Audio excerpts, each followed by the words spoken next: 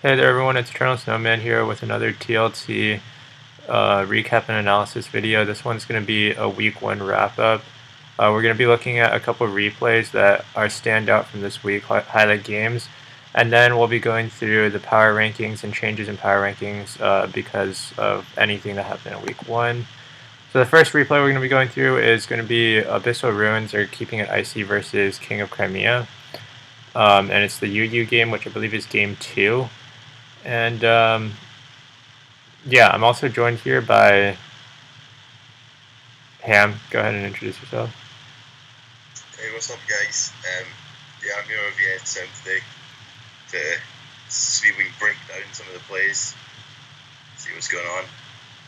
All right. Hopefully it'll be a bit of fun. Yeah. All right. So we can just start the replay. So just looking at the teams, I mean, you're more well versed than in me and UU, but I can see at least that Blastoise probably puts in a good amount of work, and Sylveon on both sides probably as well.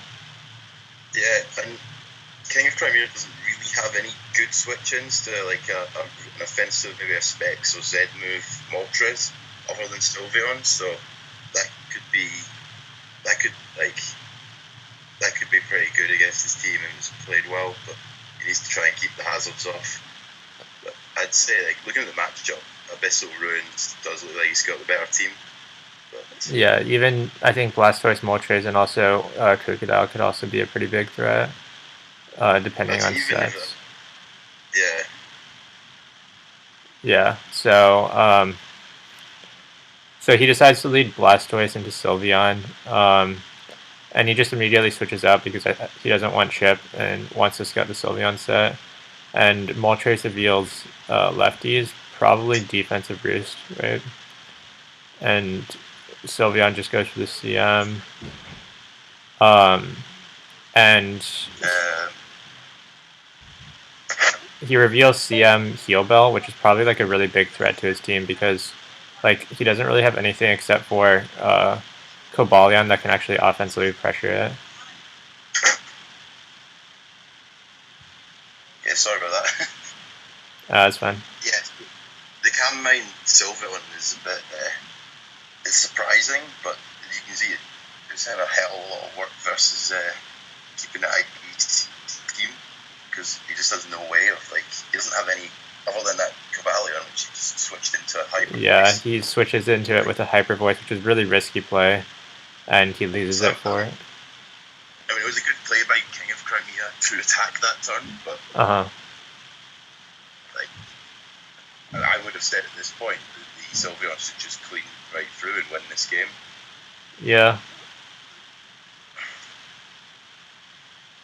Wait, does it? I do question non-protect Sylveon in this meta, but it's like it's working out here. Wait, does it just win? It doesn't just win. Oh, wait, yeah, I remember what happened. Okay. I think it's getting pressure stalled by the Moltres. That's what's happening. Yeah. At the moment. And then on turn 20, he offensively pressures it out after Moltres dies. But the Sylveon goes through like half his team, so it's pretty bad, and he doesn't even get the Sylveon in return. And then pretty much everything on his team is answered because with the Latias you have Doublade, and then it's really just Blastoise, which he lets get weakened here, and yeah. I mean, just look at Mamoswine now versus the last three, like. Yeah, Mamoswine kind of just like cleans if Blastoise gets weakened a bit. But on the other hand, Blastoise does offensively pressure King of Crimea's team really well, especially now that Sylveon's eliminated. Yeah. And he was. Yeah, go. And the Doublade doesn't really like taking hits from the Sylveon. King of Crimea doesn't actually have a good way of killing Abyssal Ruins Sylveon either. Yeah. Sylveon is actually really good in current UU just because the way it's turned into with all the things that were banned, it now is able to take a lot of hits. It's able to pretty much just stall out a lot of the current meta. What did you think of? Okay, because on turn 28, turning 28, 29, he actually U-turns out from the Infernade, which I think like. Yeah. I mean, I thought that this is kind of a weird play because he gave a free wish pass back to Blastoise. Yeah, that was probably like I think he probably should have just. I mean, I guess he couldn't just keep on fire blasting because it only has 8 PP and he wasn't really doing anything. But I think probably what he needed to do was just let the Infernape die and then maybe go to Doublade. Yeah. And get off in this D because then like Blastoise can't come in. And I think it would have died but was too sneaky. So. And now like he's making the game a bit trickier than it probably had to be. Yeah, and right now like it's really hard because he's essentially every time Blastoise comes in for free, he has to sack something. Yeah. Or guess correctly. And it comes in for free on 40, so pretty bad for him. And then Blastoise gets back to full on turn 37 with the Uzi switches into the Iron Head.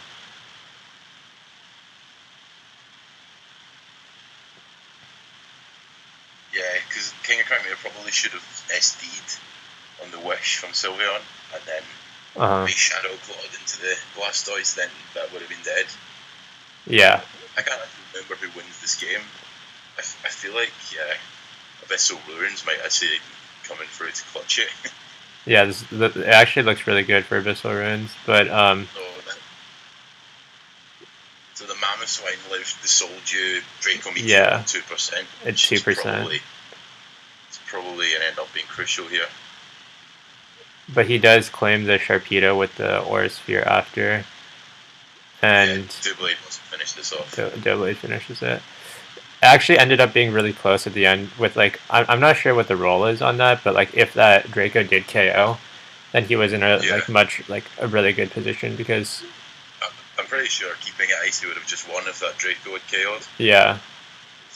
Just that you can keep on wishing up. There was no offensive pressure onto the Blastoise, so it could just keep on healing. And yeah. But I think I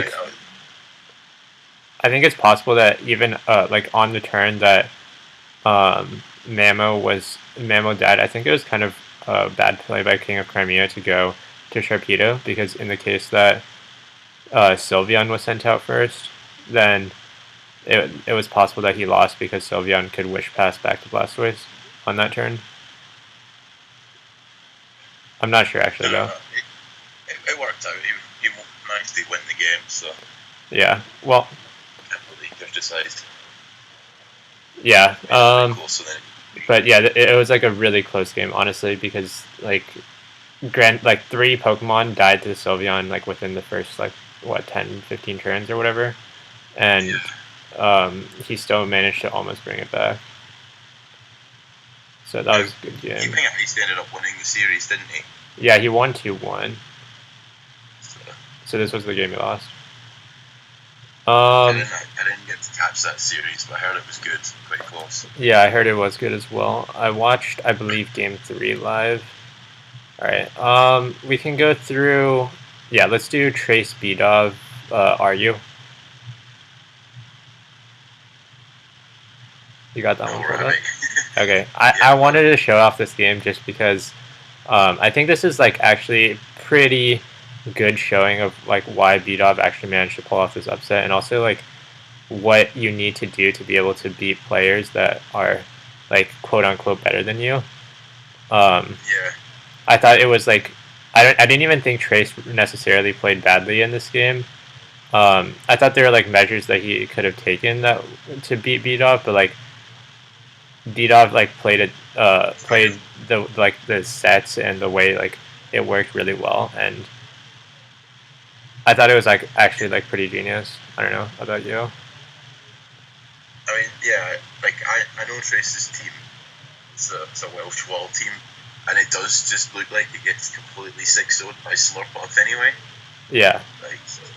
If Slurpuff I'm not sure if +6 Drain Punch actually even kills Registeel, but all it takes is a little bit of chip on it and probably crest, and like that's like all Trace can hope for is a player off miss, like the mismatches. Yeah.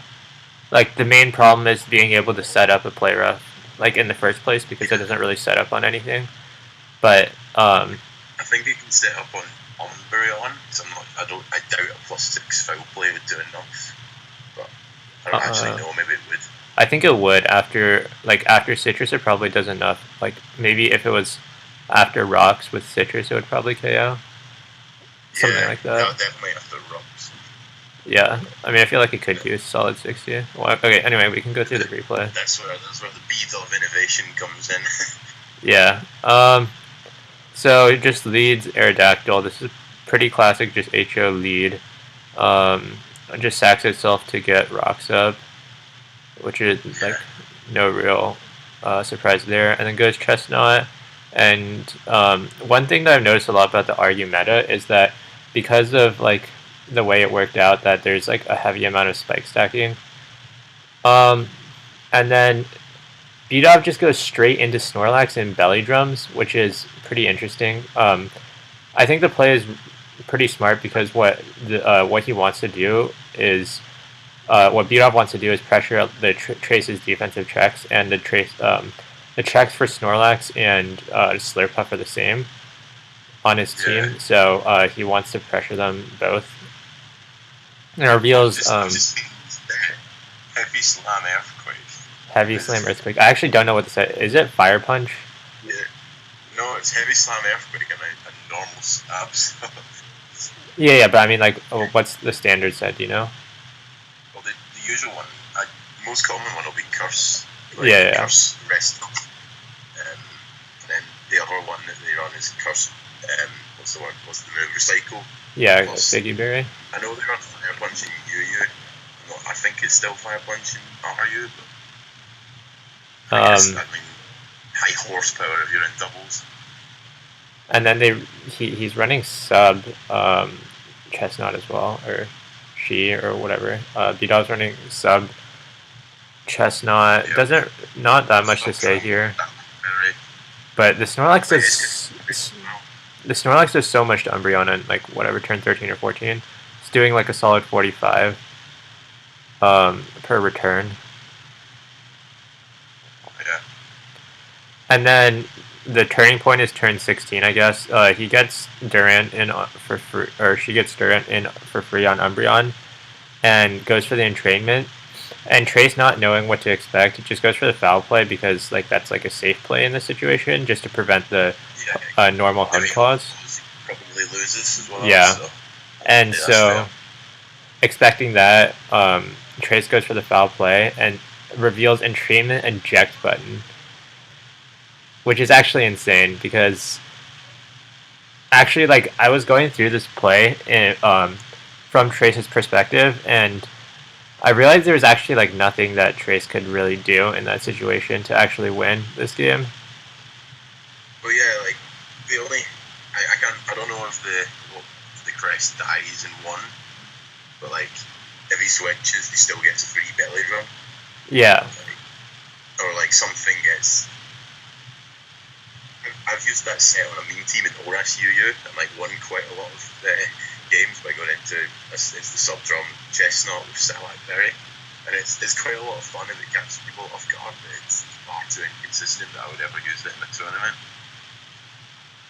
Like, yeah, and then afterwards, Beatov wins with the Slurpuff set, but like I really wanted to show this replay because I think it's like a perfect example of what it means for like a lower player, or like to use like the sets that like are not common or like are quote unquote meme to be able to win, because like Beatov plays to her win conditions really well here, and the Slurpuff and the Durant combo, like treatment, just let it happen.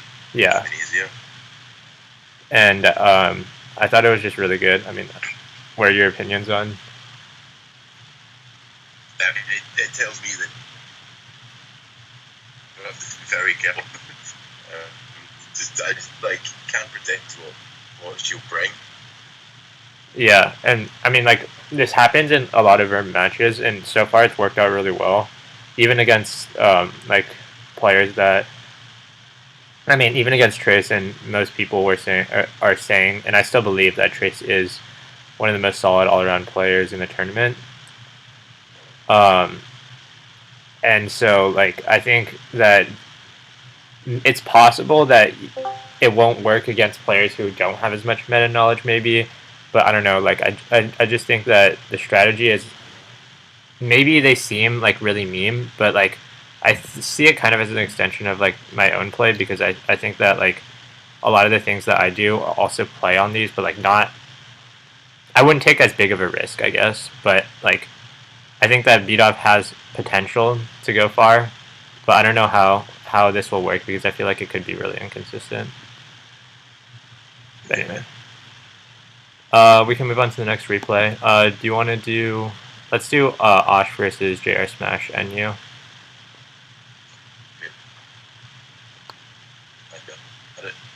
Okay, so just from team preview, it looks like Archeops puts in so much work. Like, it outspeeds everything and like pretty much looks like it could 2-hit KO everything except for Steelix. And then Osh on the flip. If it's the same Earth Power, well, if it's Earth Power, Archeops that 2-hit KO Steelix as well. Oh yeah. I'm not entirely sure if it is. Archeops looks like a massive threat, and Osh honestly doesn't look like it. His team looks pretty well checked because the Type Null Vanillux combo that would like normally shred most teams, or sorry, not Type Null, Guzzlord Vanillux combo is stopped pretty well by Type Null, and same with Delphox as well. And so, like Type Null looks like a really strong Pokemon on JR Smash's side. Well, is it like Osh's Virizion looks very good. If he can ever get rocks up, pressure that Sneasel, like that Virizion just wins. Well, I mean, JR Smash does have Whimsy and Archeops as like soft checks, but yeah, Virizion has like a lot.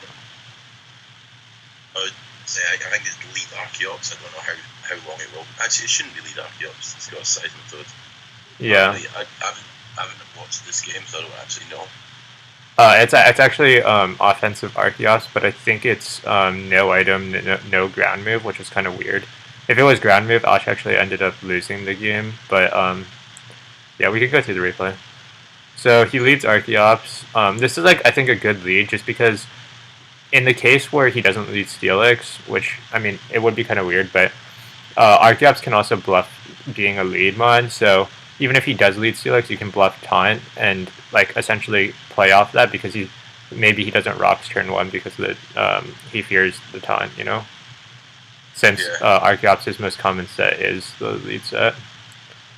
I didn't really like this Gyro Ball because I feel like, or sorry, not Gyro Ball, the Xatu switch, because I feel like he could have gone Seismitoad off that U-turn damage since Sturdy would be broken, and then the Seismitoad could either get up rocks or pressure and try to pressure the Steelix out. Yeah, because I don't think Osh would have ever went for rocks on the arc through on Atu. Like, I don't think he needed to make the kind of Zac play. Yeah. Kind of tried to kind of put himself in an offensive position early on. But he does get the U-turn on the Xatu and gets some chip damage on Delphox. And then Osh predicts and goes to Steelix on the Type Null. And once again goes to the Gyro Ball to pressure Xatu. And so, like, since JR Smash is forced to roost, he just goes Vanillux and tries to get some damage because Vanillux is his best wall breaker. But he does have Type Null, so does like 30 damage. It's actually pretty disgusting. I'm not sure that's max. That's definitely not max for Death Type Null either, because that's getting 3-hit KO'd by Vanillux. Yeah. I actually don't know about that Type Null set because at least the set I'm used to is Rest Talk Max Spadef, right? Yeah. And this one I use in my game. Yeah, this one is U-turn. Maybe it could be Rest Talk U-turn, but it also doesn't look like it has that much Spadef. And he also lets it get weakened early, which is, I think, a kind of bad play because it's his primary check. Yeah, like now he can't even come in a freeze dry now.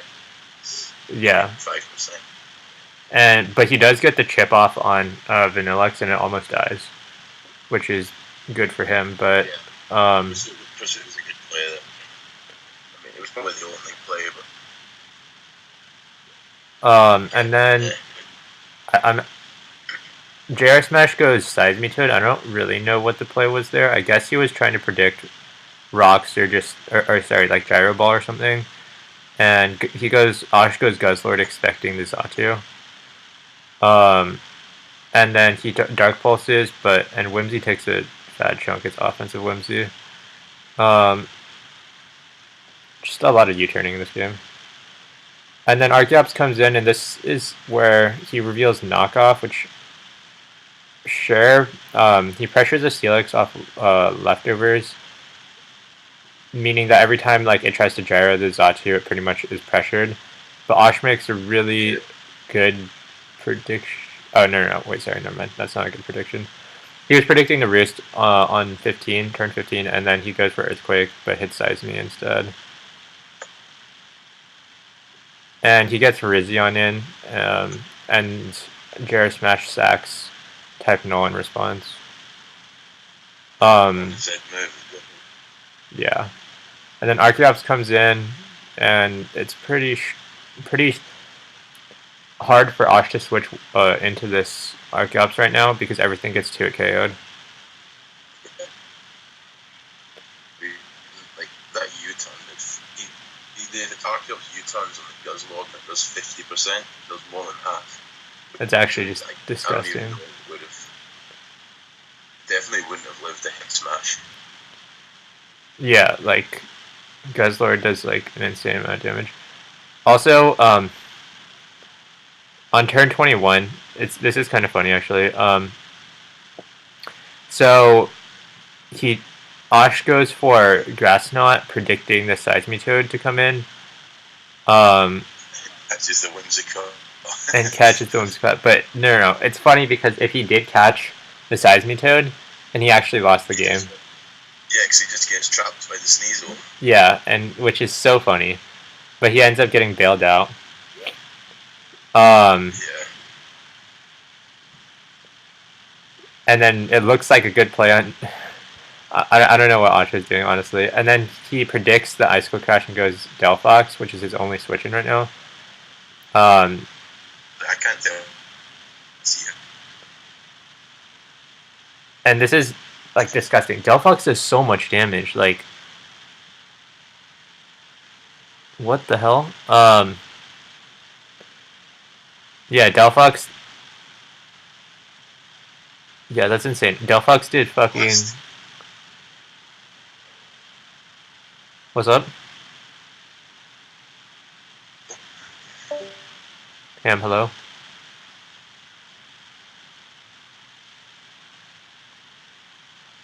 Ham? I'm still here. Oh, okay. You're like lagging a bit, I think. Oh, okay. No. I think it's fine now. Alright, cool. The Archeops claims a couple kills, but this is... I don't know what the set is, but it's not running a ground move because it reveals here since Steelix is at like 30-something%. I'm pretty sure even Earthquake would kill here, and he reveals like... He like U-turns out, meaning it's probably not, and then he sacks Sneasel, which is... I don't know if that's the right play.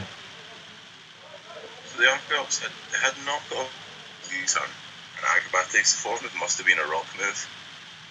So it's knockoff, U-turn, Acro, Stone Edge. It revealed Stone Edge on the Golbat. Oh yes, so yeah, it just doesn't have a move to kill the Steelix to finish it off. And so he goes Whimsy, and Whimsy just pressures because it's outspeeds Rizion. So he just Osh sacks Rizion here. And then he clicks Psyshock, and he wins because, well, That's The Archeops can't kill the Steelix. yeah, because Archeops can't kill the Steelix. I mean, I think it's a little weird that Jared Smash brought an Archeops set that can't touch Steelix because it's like I'm pretty sure it's the most used mod in NU right now, right? Yeah, but then I guess he doesn't have a huge issue with Steelix. He's got the Zatu, which yeah, I mean, they should wall it unless it's cursed. He played really well. Is pretty good for just chipping it down because obviously it loses its leftovers in the first switching. Yeah, it just gets weaker and weaker and weaker. Archeops is a mon that you just can't keep alive as well. Yeah, and I mean, I think he played really well around it because like his win con was Archeops, and then he knocked off the Steelix, and then got a lot of chip on it early. Like the late game was like kind of iffy though because he sacked his type null early, so he didn't have a good answer to Delphox, and Seismic Toad took like 41 from Delphox, which is actually insane. Yeah, like I really liked the JR Smash's team. I think he just needed I don't know what the type null set is, but he needed to keep that healthy. And I think if it was severe in the early game, then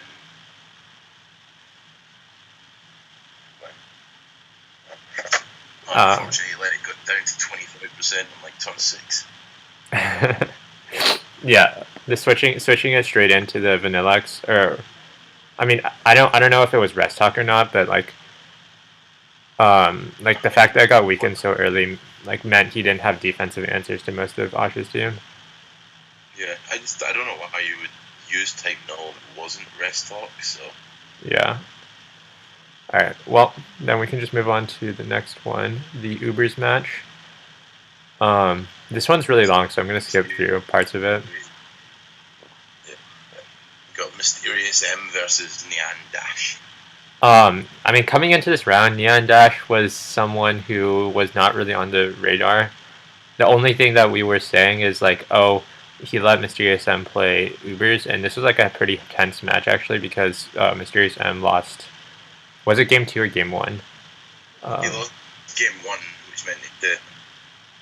Yeah, so he lost game 1, so this is game 3, and so stakes were on the line.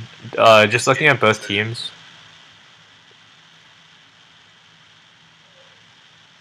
I mean, it's Gothitelle mirror matchup, but Gothitelle's main trapping target is probably Arceus and Ferrothorn for Mysterious M, depending on the Arceus forms. And then on Mysterious M's side, only really Arceus, and then potentially we later see that he uses it for some other stuff as well, but we can just start. Gothitelle is also really... What's up? We get a good display of this game of how broken trapping is. Yeah, trapping is disgusting. Like, Gothitelle is a huge issue because... Well, okay, like, the main things that I see that, like... That I think the reason why Gothitelle is so prevalent right now, like, even more so than Mega Gengar, even though most people would say that Mega Gengar is, like, a better Pokemon, before this meta, is because, like, it doesn't have to Mega Evolve, so you don't get that one extra turn to play around it. Yeah. And also, like, access to lefties and like that kind of stuff makes it a lot bulkier to take down these like support Arceus forms. Yeah. Okay, so he just leads Yveltal. Uber's games right now are like pretty boring because like they essentially just wait until for trapping, but Yveltal reveals most likely that's Scarf just off that one move because he doesn't reveal an item. But he goes for Dark Pulse and the damage on the Pedon, and that's most likely Spadefton because it's Lava Plume, so just off turn 1 we already know. Most likely it's Spadefton versus Scarf Dark Pulse. And then he goes Salamence, and Mysterious M makes a good double into the Arceus Fairy, and then predicting the Gothitelle because he can't let his Arceus Fairy get trapped, he goes to Pedon. And then he goes Goth to try to trap the Pedon. Or sorry, he charms the Pedon trying to trap it, but it ends up not working out because he doesn't predict correctly. Essentially, he needed to go for a charm and a confide and taunt to prevent it from roaring him out in the correct order, and he didn't do it in the correct order. But essentially, it's almost impossible for Gothitelle to trap Pedon anyway if it's running mixed attacks. Yeah, I think this was Neon Dash's probably biggest misplay of this game, because Gothitelle ends up being really low after this. It doesn't, and that means at the HP it leaves, it can't actually trap the Arceus at all. As it gets the rest off, which is a lot harder. But he does end up going into his own Arceus. I actually don't know why he didn't defog there, but maybe he's. Oh, actually, is he not defog Arceus? Is it defog Mens? No, I think they're both Dragon Dance Mens. Oh yeah, you're right. I guess, I mean, he didn't default because he was scared of Mysterious Ends. Gothitelle? Yeah, probably. And essentially they just play around each other. They trade Toxics, and then nothing really happens. Mysterious M's Groudon's taking a lot of chip, but as long as he prevents the defog, then it's fine. And he tries to go for the trap again, predicting a recover. But I think that was like a really no drawback play because of the fact that even if he switches out, then the Arceus is really low. It's at like 27, 21 after rocks. He goes Arceus Fairy. It's fast defog probably. I actually think that. Oh wait, sorry, no, it's not fast defog. It's fast CM because he has Giratina. And he goes Magearna. And now he has to sack Pedon HP to be able to Toxic it, since he doesn't have another answer. And he loses his Pedon to checking that Arceus. It's actually like if Mysterious M had any form of like aromatherapy, then he won here because Neon Dash had no answer to Arceus Fairy. I guess he could kind of possibly check it with the Magearna. I don't quite know how they kind of go against each other 1v1. I'm pretty sure Arceus wins because if in any case where Arceus gets in versus anything else, then it Earth Powers, predicting the Magearna. It can KO the Magearna on the switch to KO if it's after a little bit of trip.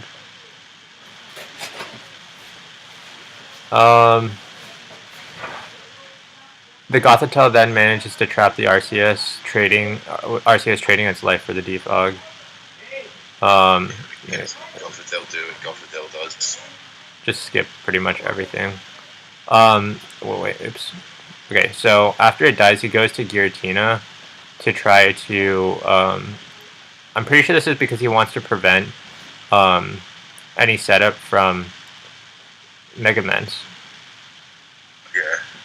And so. Mega Mens actually just looks very good against Mysterious M's team. Yeah, his only check is Arceus Fairy. Yeah, from this range it dies to a neutral, to a +0 double edge. So it's not really a check. So he sacks that, and then he goes to his Arceus Fairy for pressure. I think he could have went for the Earth Power here potentially. I don't know, like. I mean, like, that's fine, but now he wants to just get up rocks. Yeah.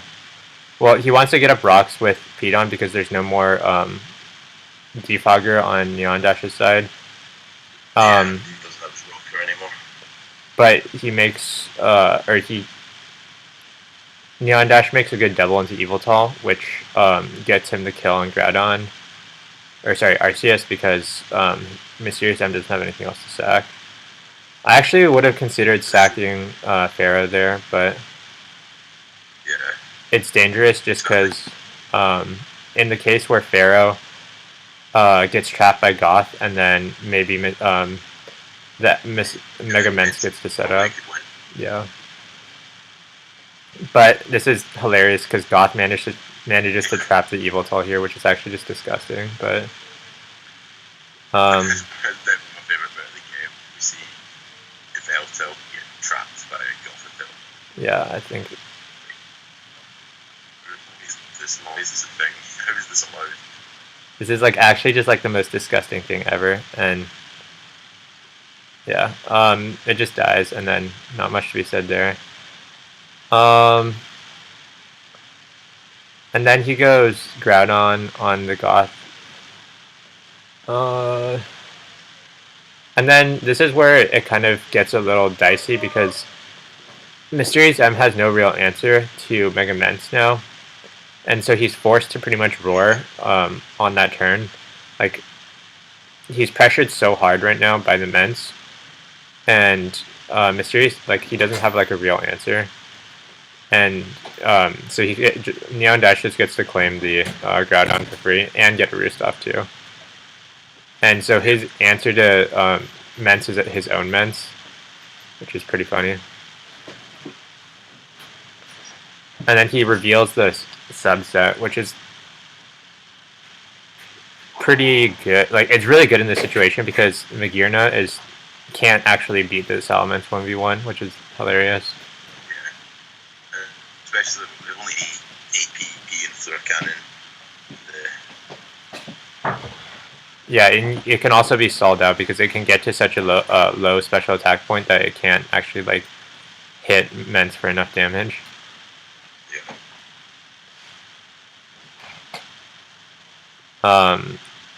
So Mence versus Mence.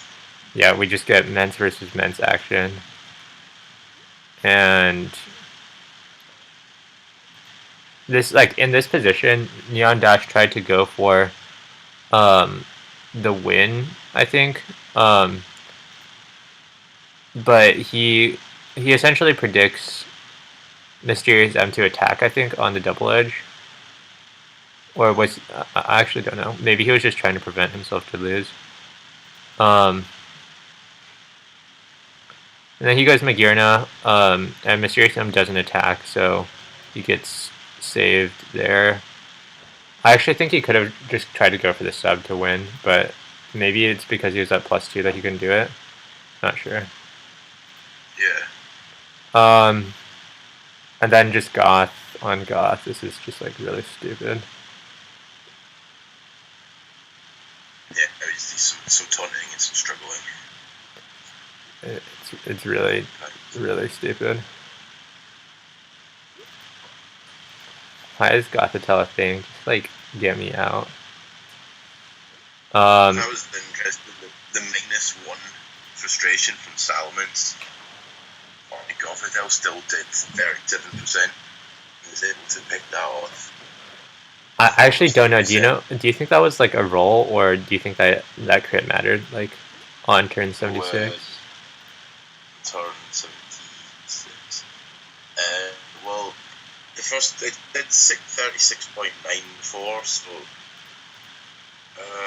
I feel like it's a roll. And then -3. So I think that was probably a roll. Yeah, I think it's a roll, but Mysterious M will definitely take the crit. Yeah. I think if I don't know how it would have played out if Mysterious M could just try dance again. Yeah, I'm not really sure, but even then, Mysterious M's put in a really bad position because he's at -3 on Salamence, and it's giving the Neon Dash's Salamence another chance to set up and potentially win, with like no answers left on the other side. So he has to go to Ferrothorn. The answer was living on 3% with his Ferrothorn. Yeah, that was expert EVs. That's what it is. Expertly EV'd, for sure. And Neon Dash is just trying to heal up while Mysterious M is trying to prevent setup. So you just see a Yeah. bunch of gyros, and I didn't realize this while I was watching the game, but someone pointed out to me later that Neon Dash is actually wins this because he stalls out the Ferrothorn's gyro balls. Yeah, it runs out of gyro balls, which is why Mysterious M has to go this element on the league the Dragon Dance. Yeah, and so I think Neander still could have won had he just attacked the immense, because his Neander is faster than Mysterious M's, so I think it could have just 2-hit KO'd with double edge. But he switches out for whatever reason. yeah, I don't know. Like I feel like he could have just went for the win there, but he ends up. But yeah, I mean, ends up taking. Yeah. Nagira now is pretty much out with lure cannons. And Magierna really doesn't do anything to this element, so yeah. At this point, like Mysterious M has already won because there's nothing that Neon Dash can do about it at this point. Yeah, so that one double edge from Nanda to 76, so he definitely should have just attacked twice. Uh-huh. That would have won him the game. Yeah. And then the rest of the game is not really worth watching. It doesn't matter. Faster every time. So.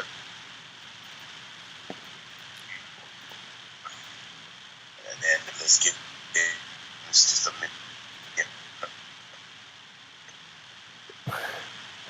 You're like coming through static, but yeah, pretty much that game is over at that point when it's Magierna versus Ferrothorn. So we can just move into the last replay. Oh, also, I just wanted to say that Goth is really stupid, and this is a perfect example of why Goth is stupid.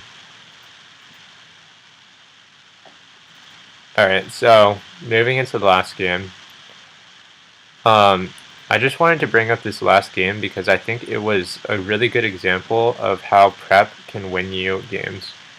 So, MJ versus Mohican, and MJ told me that he knew that Mohican was going to bring some variant of TR, and he did bring TR, and he brought a team that is very, very good against TR. We'll see in the replay exactly what happens, but the game ended up being not close because of the prep work he did beforehand. Because all TR variants really, really hate Banded T-Tar and Marshadow, strong Ghost and Dark types, because their setters are all weak to Ghost or Dark. Their prevalent ones being P2, which is the only one which isn't, but it's covered by fighting coverage by Marshadow. Bronzong, Oranguru, Hoopo, who isn't weak to Ghost or Dark, but it pretty much dies to any strong physical hit. And then I think I'm missing one. Alright, whatever, doesn't matter. So TR is really weak to these things. So we can just jump into the replay. Wait, Ham, are you still there? Just wondering. Yeah. Alright, cool. I had the disconnection issue. I'm back. Alright, cool. Yeah, I liked MJ's series against Mohican because, like, I got really mad at Luthier when he was playing Alina, whatever her name is, because after game 1, he came into Discord. You cut off after Discord. Sam?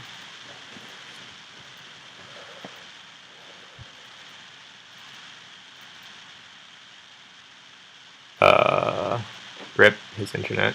I think what he was trying to say is, like, Luthier didn't do the necessary prep work, and he tried to just get teams on the go. And what you should be doing when you enter a series is you should expect what the other person should be bringing, and have the teams ready, or at least have a couple teams ready that you can choose between, so that you know how the series, like, depending on how the series progresses, you choose a couple. I think this is a perfect example because, especially for TLT, where like you're not flexible in tiers and you don't really know that much about the other tiers, being able to do the prep work beforehand and asking people like what teams to bring and getting teams or building something that would be specifically good against what your opponent is bringing, because it's probably going to be their off tiers. Is probably very successful. So, Ham, are you there? Well, this is unfortunate. All right, well, we can just go through the replay and wait until Ham gets back. So. It's never happened before. Oh, all right, you're back. Cool. So. Yeah. Yeah, you cut off on Discord. What were you gonna just finish your thought, I guess? Yeah, my phone keeps on turning off, and I have no idea why. Oh, okay. Well, you said Luthier. You were mad at Luthier for something during his series. Yeah. He didn't have, quick guys need an RU team, like blah blah blah blah blah. And I was just kind of mad that he was just like he just hadn't like prepared, didn't have a team. So like, why?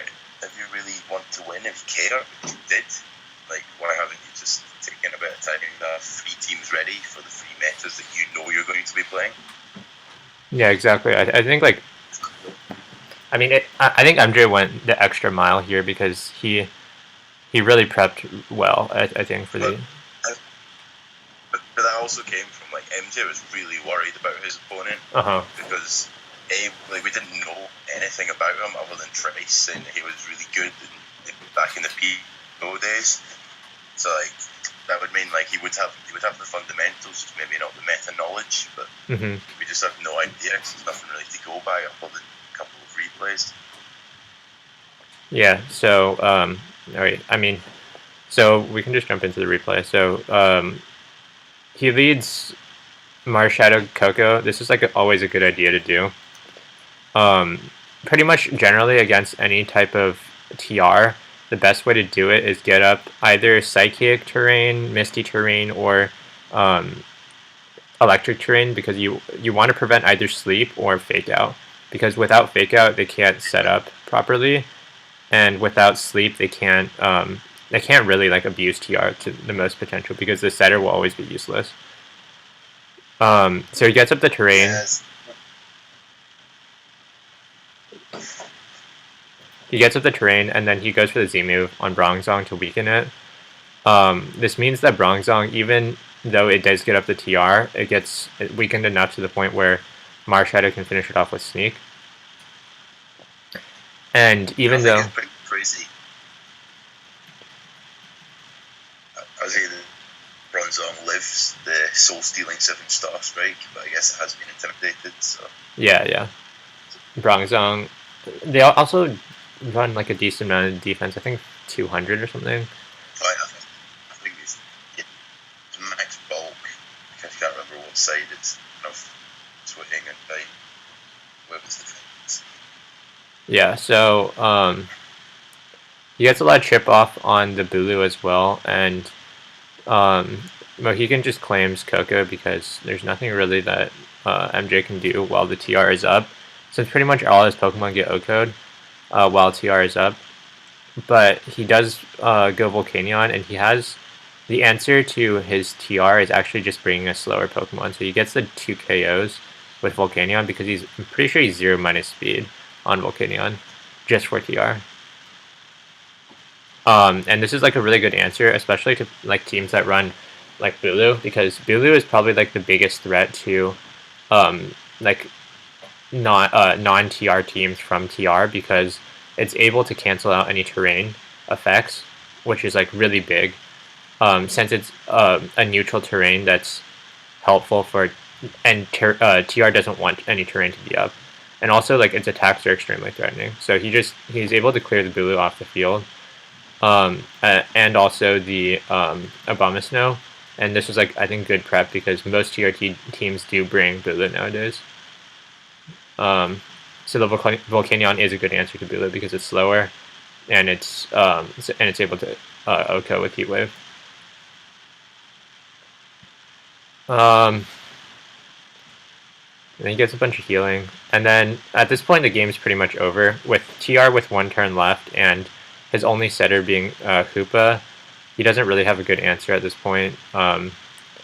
He tries to set up with Snorlax, but after a bit of chip from Volcanion, Tyranitar is able to take it out with Volcanion as well.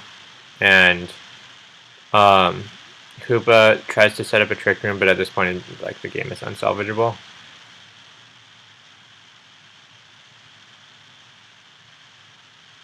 And then the game is over. Okay, so Ham, you there?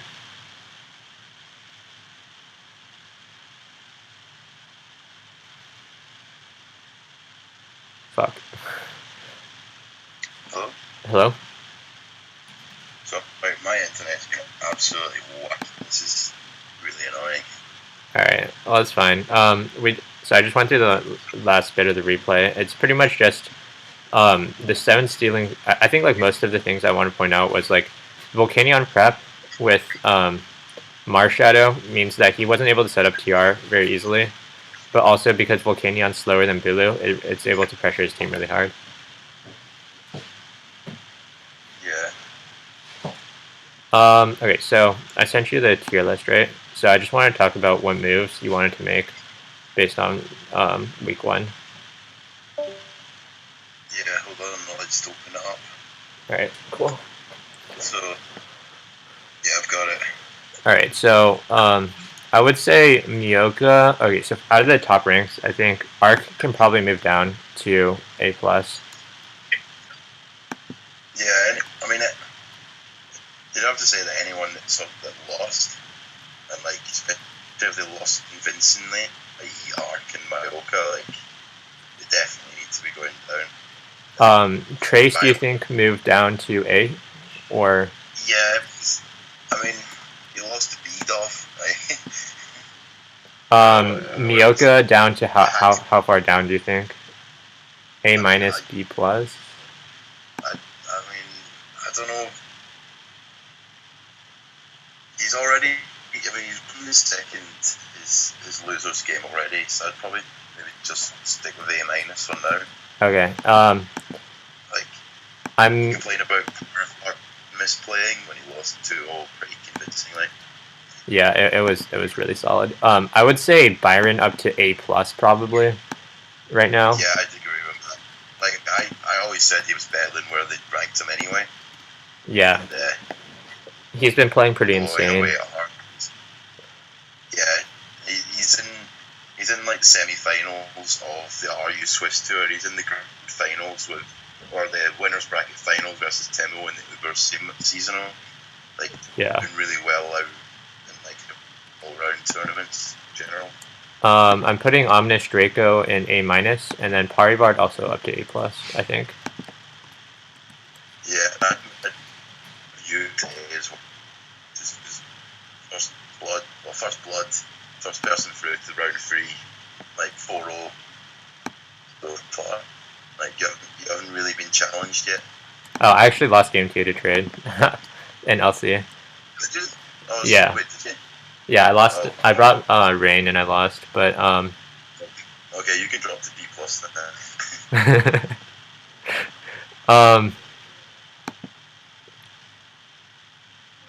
All right. I think Mohican, I think, moves down probably to B plus. I think he kind of just got stomped by. Even B, like he was ranked up there based on like rumors, basically from Trace. Yeah. It's not rumors. Like he was unknown. Like, probably shouldn't have been that high at all. Okay. B plus. Little Lucky JN won their match, right? No, he dropped out. He's the one that's been replaced with Carolina. Oh, that's right. This where would you rank Karo? I think Karo is probably A minus or B plus. I think. Like, I don't know how much Carolina actually plays anymore. Well, it used to be decent. Yeah, I mean, from what I saw, at least, I mean, from the week 1 match, he completely smashed Rosie. I don't know how much that says, but, like, it was not close. So. Yeah, I didn't get to catch those games, so I can't really comment. I'm gonna put Caro in A minus for now. For this week, FMG, I think B plus is fine. Sanjay as well. Neomon, I think really underperformed. I wouldn't say underperformed, but he lost in NU, which was like supposedly his biggest strength. Yeah, I almost think that was possibly underestimating Jordan. Like, I think, like, Jordan's one player I think could move up in the ranks to A or even A plus. He is very solid. Oh, do you think Jordan to A? Yeah. Any? He's a very good player. He just happened to decide to pick the dark side in OM, so I don't really know why, but he obviously likes them. Anyone else you want to move from A minus to A? I would have said Blink Boy, but then he lost. So whatever the guy that beat him, Snow Ginnery, he's probably worthy of the B plus or even the A minus, because I've not seen any of his games, but I've heard he's been playing really well. Yeah. Okay. Like, he's two good players, Scalos and Blink Boy. Yeah. So in B plus, FMG I think is fine. Sanjay, Neomon, Villa. Villa moves down. Villa's out, so yeah, I can just like cross him out, I guess. How do I do that? How do you do strike through? S. Nope, that's not right. All right, you know what? I'll just. I think it's double hyphen, isn't it? Wait, what? Is it a double hyphen? Double hyphen. Oh, well, I'm on Google Docs, so. Alright, you know what? It doesn't matter. I'll just unbold him. Okay, that works. Plaz B plus. Exploding daisies. I would probably move down as well. Yeah, I watched that little cup game. Made me pretty angry. It was just so bad. It was so bad. Like, no offense, but. Akiko Yoshino, I would say. Akiko Yoshino, I would stay at B plus.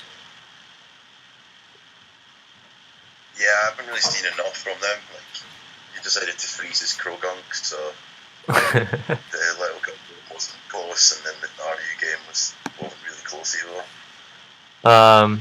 Yeah, but they beat Micro pretty solidly, and I rate Micro pretty highly. Yeah.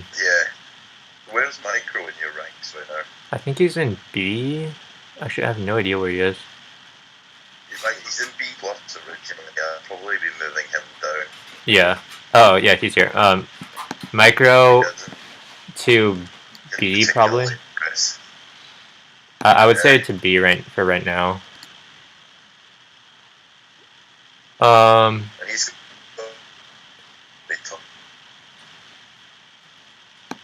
Wait, what? Hello? Wasn't he? I'd have no idea what you just said. I was just saying he's got quite a hard game this round. Oh yeah. If I remember correctly, he's playing against Trade. Yeah, that might be right.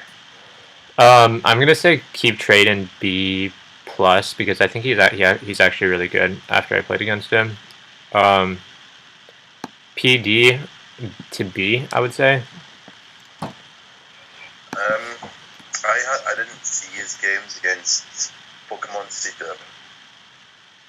so I don't know.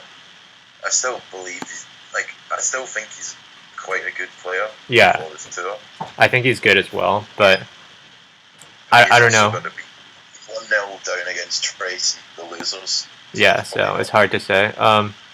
Lightning, do you have any opinions on where he is? I would say probably B, or I'd be dropping him probably B minus. Really? Yeah, he didn't impress me much. I'm sorry to say, Okay. I just feel like London had it fairly comfortably. B rank, big boy. I don't really have any opinions. I think B is fine. Yeah, I'd agree. Luthier, I would even say drop possibly to C plus. B minus definitely, maybe C plus. What do you think? Well, I think Luthier has the ability to beat almost anyone in this tour, but you can also just lose to anyone. So I don't really know. He's a weird player in that he does have the fundamentals, but I think sometimes he doesn't use his brain. I'll put him in B minus for now, and we'll see how he performs this week before. All right, Big Boy Micro PD over Dragoon. His round one opponent was someone he was expected to win against, so I would say still question marks. Yeah, he could possibly be B plus. Like, I'll keep him in higher than most of the people in B, but not by much. Yeah. The Cheesin one, he won his game as well pretty solidly, but once again, he was expected to win, so no real surprises there. London. London, B plus, or do you think B is fine? I'd say B is fine. If he wins this round, then I'd say he can start moving up. But King of Crimea. I don't know. King of Crimea didn't impress me that much. I know Italy had him as her dark horse, but D minus. Yeah, he used some weird sets. Some of them worked, some of them didn't. Yeah. I wasn't too fond of his teams. Le Sabreur, the guy whose name I can't pronounce. I don't remember who he played against round one, but he lost. That's all I remember. Yeah. I think he played Big Boy, didn't he? Oh yeah, you're right. I think. Yeah. I thought Sabreur would win that one, but he didn't. So I guess he can probably drop down a rank as well. All right. Mohican is fine. Neon Dash. I actually think he's probably B plus off the game. Even though he lost, I think he deserves to move up. Yeah, they were close games against one of them. Yeah. Then Yomu Poke. Honestly, I think he deserves to move down, even though he won his match, because who was he playing against? I remember like his opponent wasn't very good, and the games were pretty close too. So. He played and see it, but there was some questionable stuff going on. And I remember the last game was double OU stall, so it was terrible. He was playing TI-84 Silver Edition, wasn't he? Oh, okay, yeah, I know it was a 2-1, so that's pretty sad. JR Smash. Move him up or down. I think he's. I think he's been alright. Could have won that NU game versus. Yeah. Fine, alright. I think he's fine in B. I think it was kind of questionable to not ban LC against Osh, but whatever. Yeah, that's probably just lack of opponent knowledge or research. Yeah. Keeping it icy, I think should move up to B or maybe B plus. Yeah, they played well. Not much else to say other than that. Ars9 upset Villa, but he kind of only won because he got. Yeah, I only remember he won because Villa missed Magnastorm, so. Yeah, I don't know. I'll have to see him play the second round game before I can really kind of like gauge his ability. ABBP, Tote, these guys both lost their round one match. Probably. What else he's gone? He lost to Mallorca. Oh yeah, he's gone. Okay. Wait. Wasn't that good? Oh no, that was good. Yeah, that was good. I feel like I saw ABBP play as well, and I was pretty. I think they were fairly inexperienced. I'm just gonna move them both down to C plus for now. Yeah. Cam, sure. I can stick with Cam and Chloe and B minus. Cam dropped out, is replaced by Ninja Dog. Oh right. Ninja Dog, 13. Where would you rate them? I think probably B, right? I'd probably just say B minus. They're not a player I've really ever watched. All right. I'd just right in the middle. Skilos is B minus. He kind of underperformed, but I would say B minus is fine. Yeah. Tempering, I would move down to C plus. Honestly, he won his round 1 match, but like the games were just terrible quality, and then he lost to Jordan today. Rosie, I would move down to C plus probably. Same with HR1. Not much to say about them.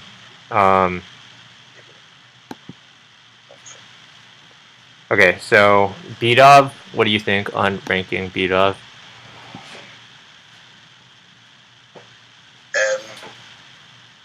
I don't know.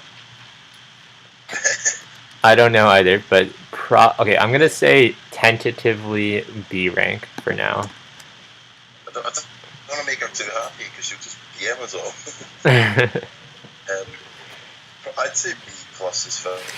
Like, all right. She knows what she's doing, even if her teams are pretty whack. Like, all right. I mean, like, there needs to be some credit because she did get to round 3 and pretty convincingly too. So.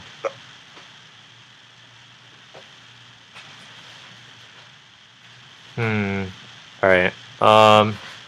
Moving into lower ranks, Woods is out of the tournament. Mikav won their round 1 match.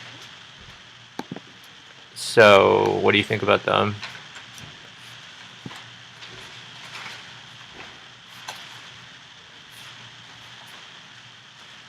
Cam?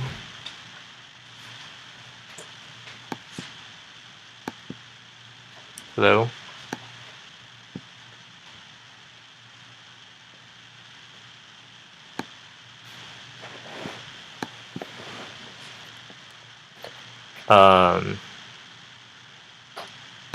I'll say Mikav is probably B minus rank.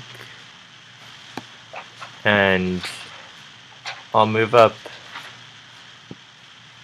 Leo numbers to B because I think he played really well, honestly. He wasn't really on my radar before, but he is now. And then MS3D to B or B plus. Both of these players not on my radar before, now they are. MS3D, even though he lost, put up a good fight. PCD up to C plus, or I would say 1 is match, but still big question marks. I've reconnected. Okay. Internet whack. All right, so Leo numbers and MS3D to B, PCD to C plus, and that's it. Yeah, I can agree with that. Like, oh, and Mikav to B minus. They won their round 1 match. What I was trying to say before I disconnected was that I think Mikav is a lot better than anyone's given him credit. Okay, like how good is? Like, I played him in the DPP Grand Slam tournament. And he beat me 3-0. Oh really? And, he did hack me in all 3 games, but like, he knows what he's doing, and he quite comfortably won his round 1 game. So how high would you go as?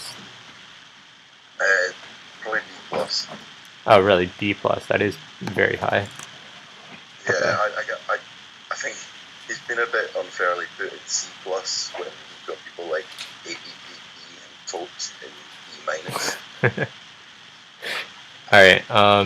Like, I feel the same about MS3D. Like, I I scraped past him in round one.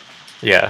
Like he played, I think he played Emu very well, and like he was making all the right doubles. Kind of allowed me to kind of get a grasp on how he played, which I think is how I kind of managed to win game 2 and 3. But like, I think those sort of aggressive plays would be most of the sort of less experienced players in the tour. Yeah. Well, I mean, that's it. So this is like the updated tier list or power rankings or whatever for whenever we're doing this rank. So yeah, I mean, that's it. I need to grab dinner before it closes. Thanks for joining me, Ham. No problem. Sorry about my shitty internet. I mean, it's not really your fault. At least we got to do it. Yeah, it's. I never usually have this problem, but yeah, it happens. So whatever. Yeah. All right. Well, thanks for watching, and I'll see you guys.